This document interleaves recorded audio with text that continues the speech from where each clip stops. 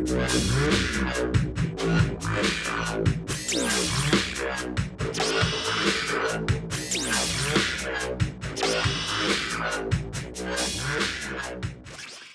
up, guys? Tim Little here with Tacticalbassin. Today I'm going to take you guys along with me as we go fishing. I got the boat hooked up. It's a stormy April day. We got wind, we got rain. It snowed 2 days ago, but these fish are in pre-spawn mode. They're wanting to come up. We got the full moon going on, so I'm gonna go hit this lake. I've only been to it one other time, and when I went, I threw top waters in the middle of summer. So today could be interesting. I'm try and figure out the lake. You guys are always asking for just fishing videos. Today I'm going to take you along with me. And then at the end of it, if I, catch a fish or not, I'm still going to do a breakdown of, what I saw, what I did, why I did it, those sort of things. So you guys can kind of understand the things that I did. And hopefully it pans out. Hopefully I catch a fish or two. But I'm excited. It's always fun to go to a new lake. But anyways, guys, stick around. Let's go fishing.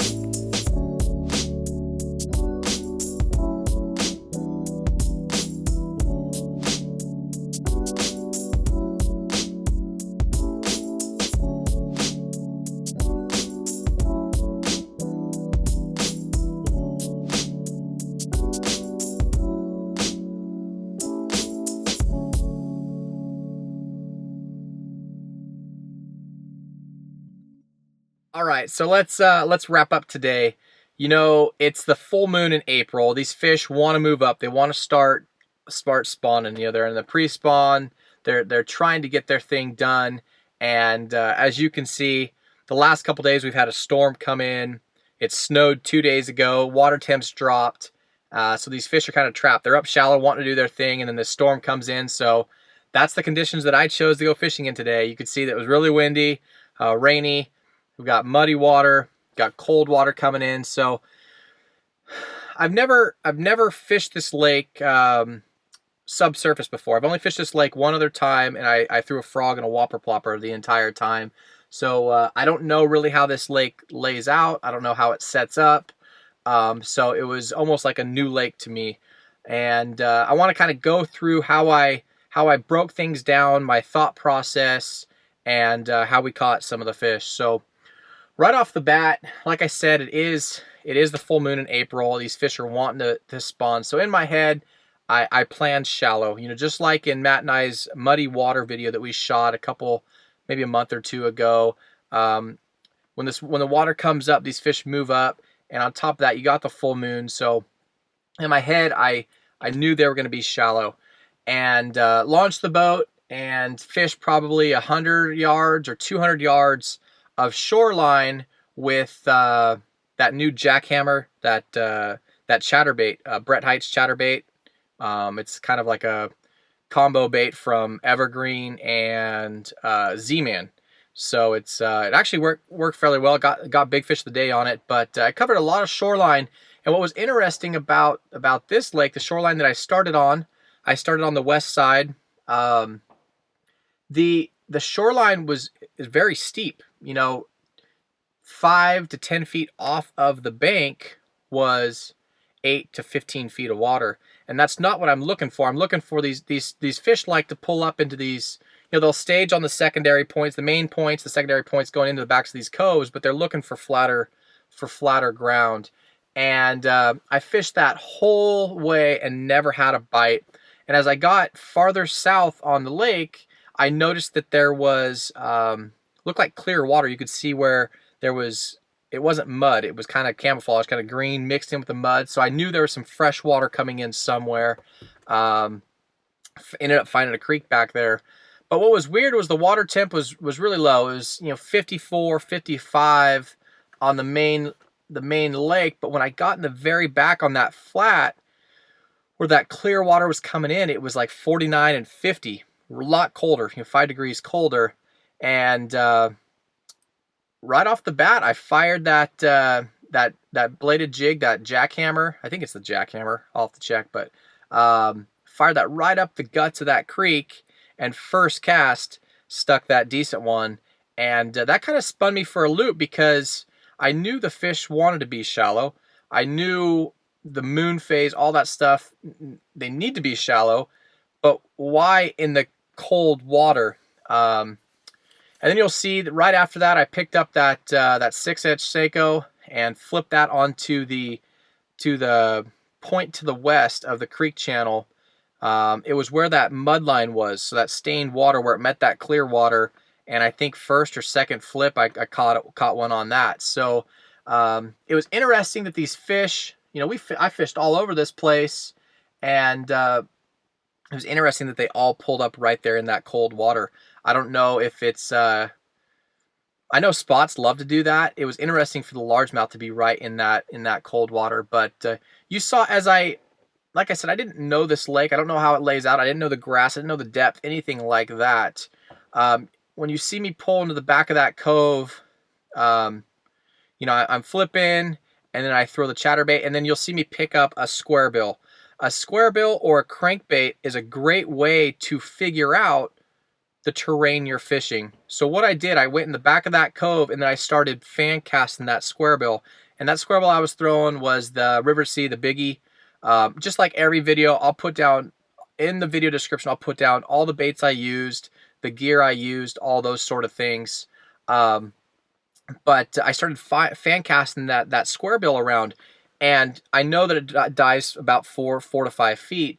And I started at the point right there by the creek channel, and then worked my way out. and found that grass line. I could tell just by fan casting that square bill and catching up on the grass, I knew how far out that grass was. It's a great way to figure out a new area of water, something you haven't fished before. You can cover a lot of water with it. With those treble hooks, you can feel a lot getting snagged up in the grass.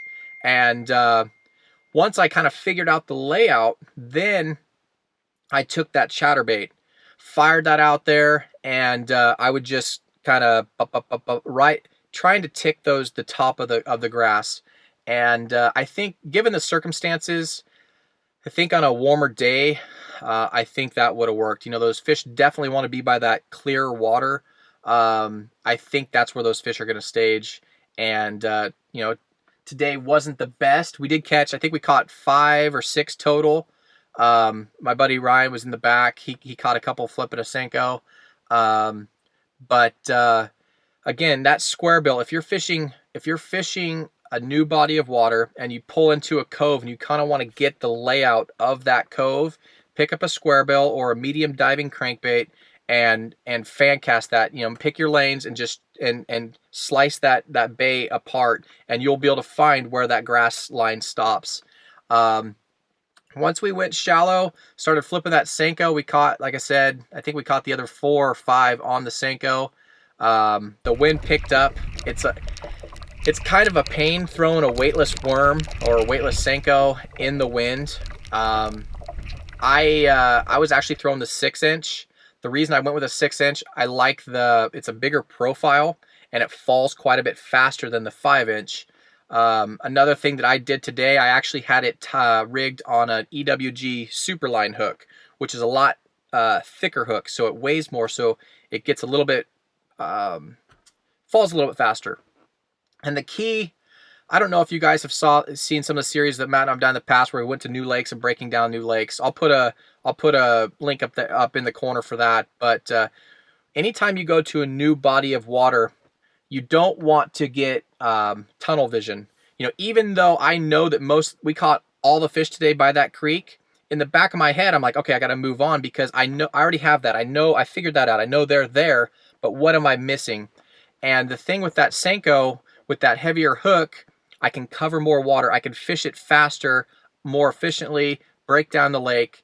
I was only out here a total of, I don't know, 2.5 hours or so. Had a great time, caught some fish. Anytime you can get out on the water, it's a great day, but you want to be efficient, especially when you're breaking down new water. So, even at the end of the day, I know there's fish there. I still only fished half this lake. I didn't get to fish quite a bit of the stuff I wanted to fish. You saw me pull into some of those pockets. They were real muddy. They had water coming in the back, real muddy, skipping a jig up underneath the branches and stuff. And I thought for sure I was going to get bit, but it was a ghost town. Nothing on the graph. I don't know. Those fish up shallow in the cold water kind of threw me for a loop. But again, guys, I hope you guys learned something. You guys always ask that you just watch us fish. And I don't know if this is going to be boring to you guys or not, but I'll put some clips in there of just, fishing, casting, flipping, skipping, and hopefully you guys learned something. Again, guys, remember to subscribe to the channel. Matt and I, we set that goal out at the beginning of the year to hit 100,000 subscribers. Hopefully by today we hit 50,000. So we're rolling, we're on our way there, and it's thanks to you guys. So if you guys like these videos, remember to hit that subscribe button. We're doing 3 videos a week. And it's all to teach you guys how to, to catch more fish. If we can get more people out on the water, having a good time, the better for the fishing community. So again, guys, hit that like button, subscribe to the channel, and we'll talk to you soon. Have a good day.